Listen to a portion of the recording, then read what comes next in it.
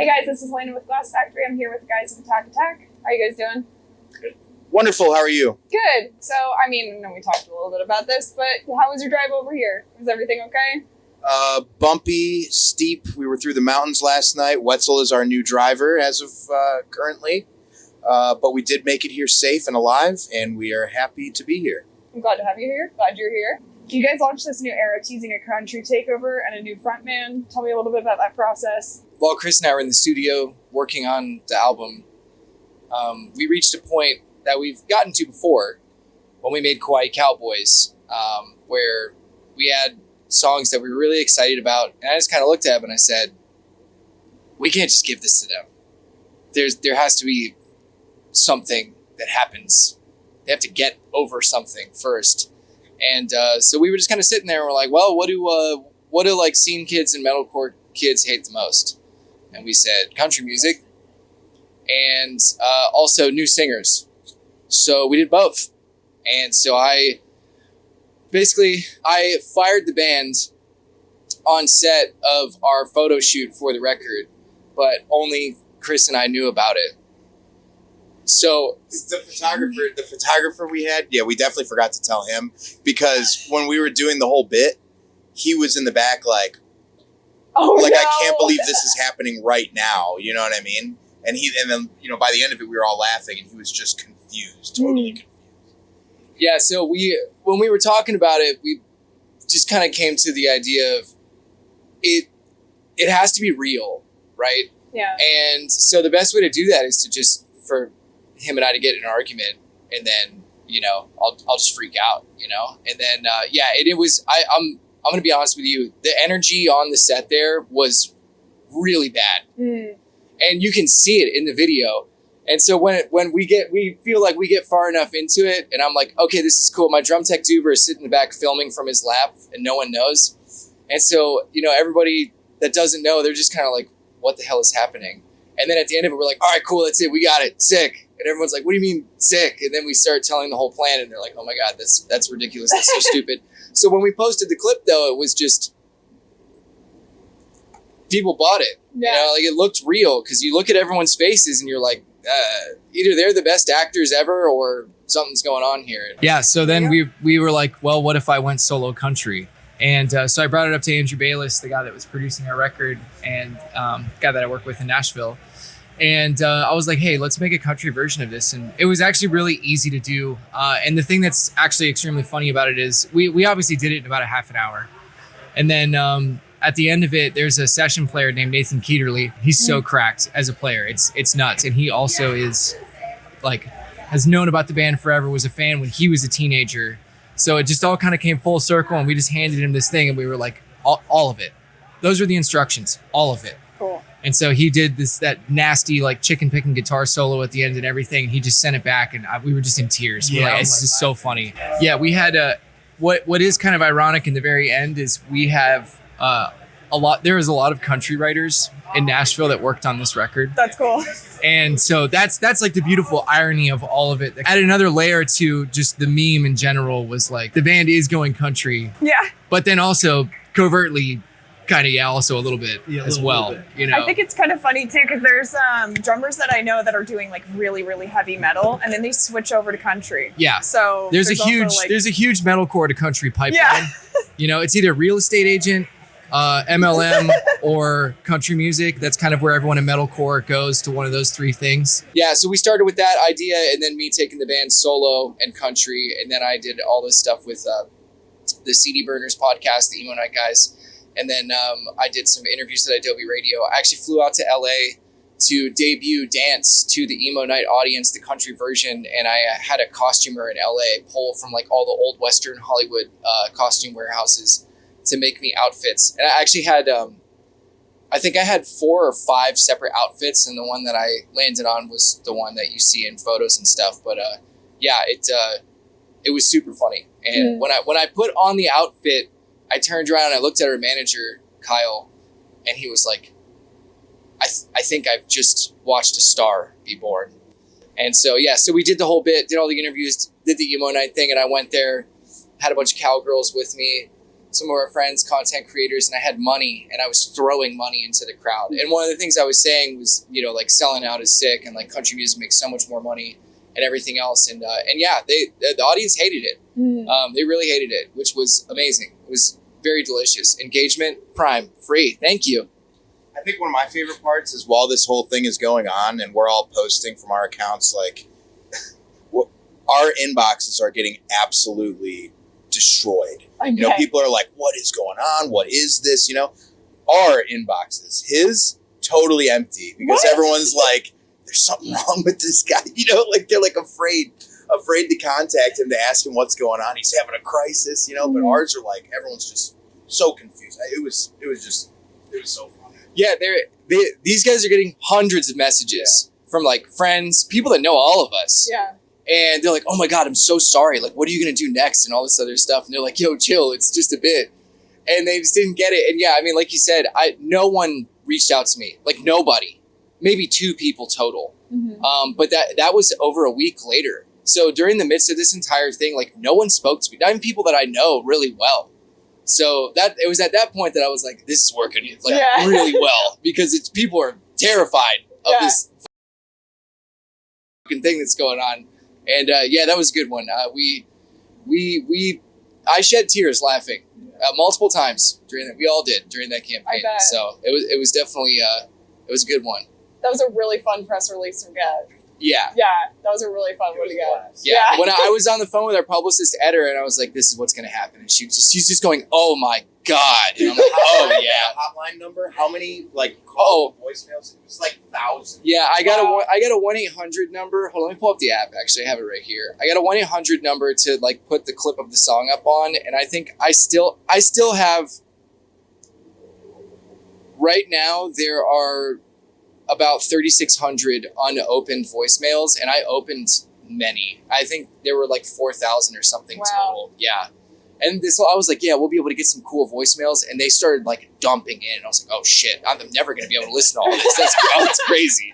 That's amazing. Yeah, I called in on that voicemail. That was funny. Really cool campaign, really cool idea for you guys. So I wanted to hear a little bit about that, of course, because you guys have we have good ideas sometimes. Yeah, sometimes. You guys talked also about like making you the bad guy as well, making a villain too, right? All these kids in the comments are talking about, you know, what's with this? I'm like, we need a villain. You should be a villain, you know? I mean, you got the bald head, you got the mustache, you know, just be a full-on villain, you know? Just need the cat. Yeah, he needs the cat, you know what I mean? Yeah. But, so yeah, we kind of turned him into this, like, villain who destroyed the band and took a country and sold out and all this other stuff, and it was just flawless execution, I think. Cool. Yeah, I mean, I talked about this on the CD Burners podcast, but it was the one thing that just literally always works is, and I think what we've done a good job of is taking negative criticism and turning it into a tool that works for us. I mean, it started with Crabcore, like that came out of Absolute Punk. They hated us so much, and you know, we as soon as we saw that they were like mocking us and calling us Crabcore, we were like, that's awesome. It was on shirts like a week later, all right, and then that became like a brand. And so yeah, just what he said, like needing a villain and all this other stuff. It was like, what if we just all the negative things, all the naysayers, they band together. They've got their little groups on metalcore, which we also singled out and messed with them pretty significantly. How do we basically confirm what they're saying and to make them feel safe and draw them out into the open? In a way, they're almost writing, like the haters are the ones writing our story. We're taking what they're saying and then we're turning it into a reality, you know? And I think it's really fun. Yeah. It's funny, and also it works, and they're never going to stop. Like, we can keep talking about it and be like, hey, you guys, you know, just so you know, like, you can say whatever you want. We're just going to... It's a great idea. Yeah, we're just going to take it and run with it. But they'll never stop. They can't help themselves. And so it's really funny. It's a delicious bit of irony in there somewhere. Yeah, and I mean, it's like, I don't know, this kind of just brings me back to like when you're a kid, and if you're like dealing with like bullying or something like that, you take it around and you use it to your advantage. Yeah, I don't know. It just seems like you guys are like making the epitome of that. Which is cool. They just kind of need to remember it's our band. Yeah. You know, like it's kind of like our thing. It's not your thing. Yeah. So like we can do whatever the hell we want, and you're just kind of like egging us on. So yeah. Anyway, cool. Well, thanks for sharing that. Since it's been over a decade since your last album, why now?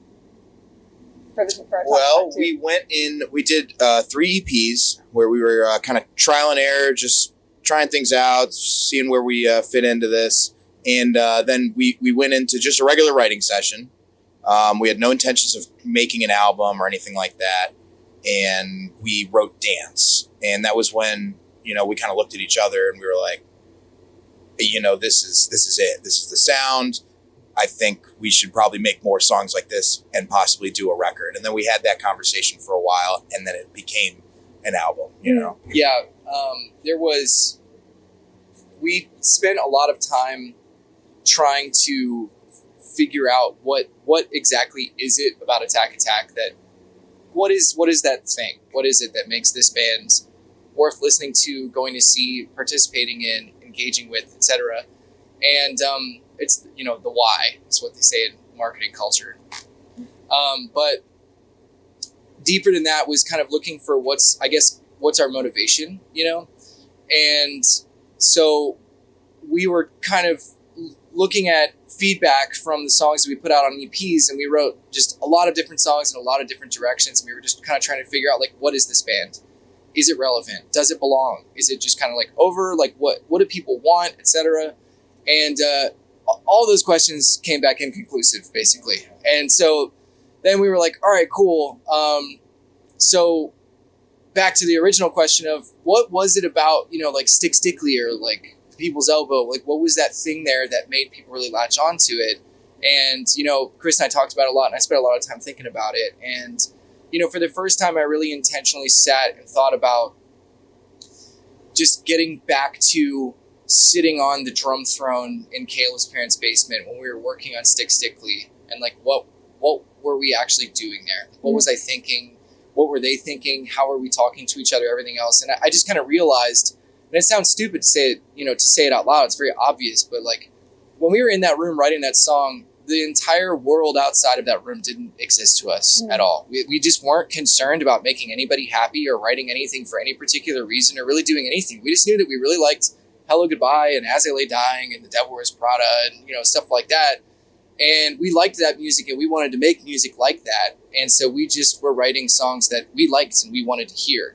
And I think that was the magical thing, was there was just an innocence to it. And it was like, it's high school kids making music for other high school kids. And, there it is. There was nothing about it that was manufactured. Like, we just did it because that's what we wanted. Mm-hmm. And we kind of reached that point, and he and I talked about this, of we're trying way too hard. We're trying to do something, but what we need to be doing is just making ourselves happy, writing music that we're excited about, that we like, that we don't need to rationalize why this goes or this doesn't go. Like, I don't know. If it fits, it fits. If I like it, if he likes it, if they like it, fucking run it. Who gives a shit? It's our thing. And so I guess we just started doing that. And so then the motto for the record became, it's just not that serious. Yeah. Yeah, that's really cool. And I mean, going to the personal side of things, that's something that I've realized recently too, is it's not that serious. And I think that is cool. I'm sure it's unlocked some really cool creative. Yeah, I mean, it's a nice motto because it almost sets you free. Yeah. You're not overthinking things. You're not. Another thing that we would do is first idea, send it.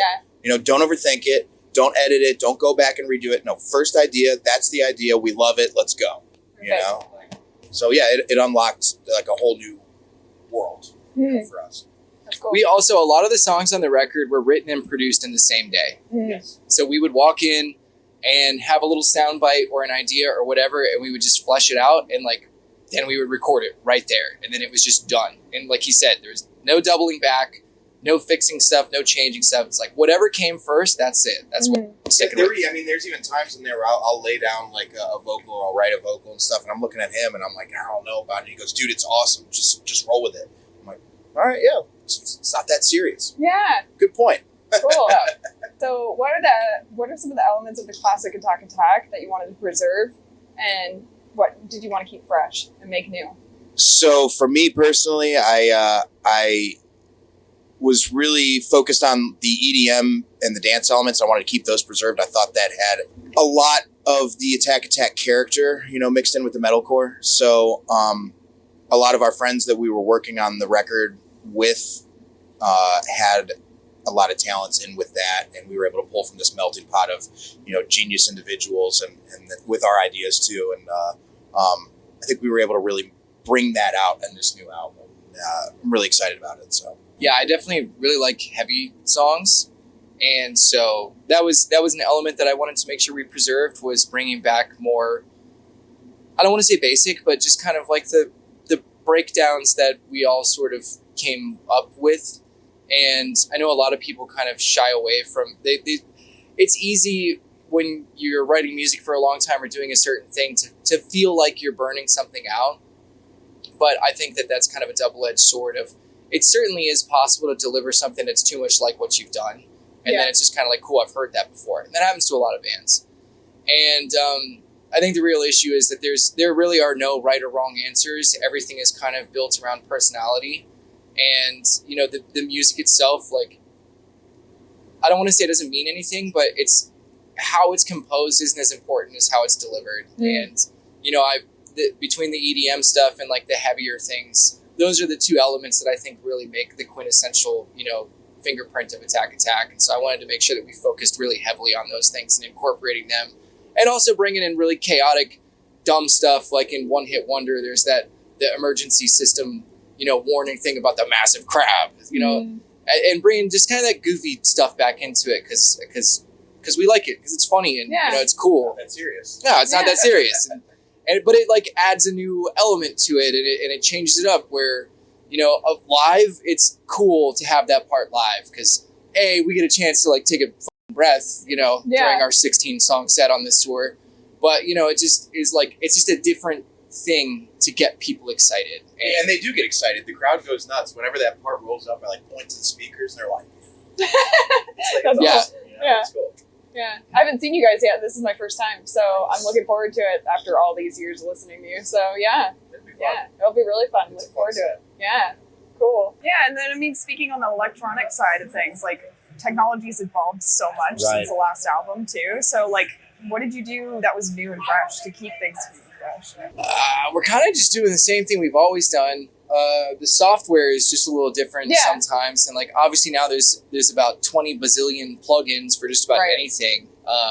But yeah, we were playing a fun game where we used Splice along with everybody else, which is just like the biggest sample library ever, and we were just kind of picking random sounds and just being like, we have to figure out how to put this in here. And it's like elephants trumpeting and like the sound of like lemurs and, maracas and fucking like Mario Kart thing. Yeah, there's like Mario Kart sounds. We're like, I don't care how it gets in there, but it has to be in there. Yeah, and so we kind of were just like throwing wrenches in our own song while we were there to be like, we have to figure out how to make this cool and it has to fit in here. Like it has to. Yeah. Where the song doesn't get finished until it's done. Yeah. So that stupid Mario Kart sound is in the song. Yeah, until I get a fucking elephant trumpeting in this song, nobody gets paid. And so we did it. So we ended up with all these kind of like really stupid, silly kind of sound design things that came in that add this, they just add this, I don't know, it's kind of like a ear candy type element to things, to where it's just something that you haven't really heard before. Yeah. And back in the day, like we obviously used a microchord really heavily, which is an actual synthesizer. And then there were really only a handful of like software plugins back at that point, and now there's just so many. But honestly, they're all kind of, I don't want to say they're all the same, but there's only so many synthesizer sounds. There's just only so many synthesizer sounds out there, so it really kind of comes back to us being like, let's just grab a bunch of random shit and figure out how to make it sound cool. Cool.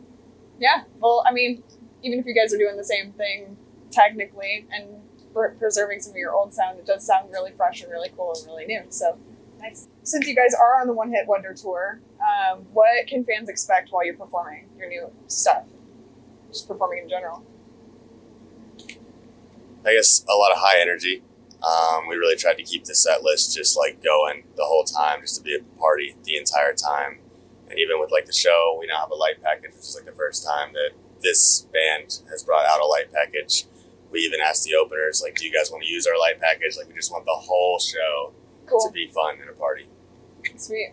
Yeah, I mean, that's it. We want it to be a big party. Like, one of the first things I say to the crowd usually every night is, I hope you brought your dancing shoes, because we're going in. You know what I mean? Like, we're going to do it. It's going to be fun. And it starts, you know, especially our set, it starts even before we go on. The songs that we choose while we're, like, preparing, you know, that are playing over the PA, we like them a little bit louder. We want them to be songs that, like, go off, you know? We want you to feel the vibe even before we get on the stage. So it's been a fun tour. Cool. I sweat a lot. It's 16 songs, and they're just like one after the other. We're all up there like, it's trying to figure out when you have time to drink water and breathe and other things. We have been rapid firing them, you know? So it's like, I run back, drink water, go right back to the microphone, because I want to fit in as many songs as we can, you know? Yeah, I got a little ambitious putting that set list together. Yeah, we're used to it now. Yeah, but we've got into a groove, and it's nonstop, which is cool. That's exciting. Cool. Well, I'm looking forward to hearing you play. For my final question, what advice would you give to your younger self who is just starting out in music? Don't do music. Be an electrician. Trust your gut, always, and your instincts will always be going in the right direction, and just don't let people talk you out of it. I wish that I had been more. I don't know if aggressive is the right word, but I think there were a lot of things that happened that I knew were right or wrong, and I could have fought harder for either of them. And I just wish that I had been able to do that. Have no fear. Talk to as many people as you can, make as many connections as you can, be good at your job, and be a good hang. I think are my two most important things. Cool. Yeah. Cool. Well, thanks for having me, you guys, and thanks for bringing me into your bus. Really appreciate that. I know that this was like all over the place, you know. Yeah, it seems like you guys are having a day as well, so you know. Yeah. You're welcome in the bus. I mean, it's your nose's funeral, but. All right. Well, cool. Thanks, guys. Yeah, appreciate it.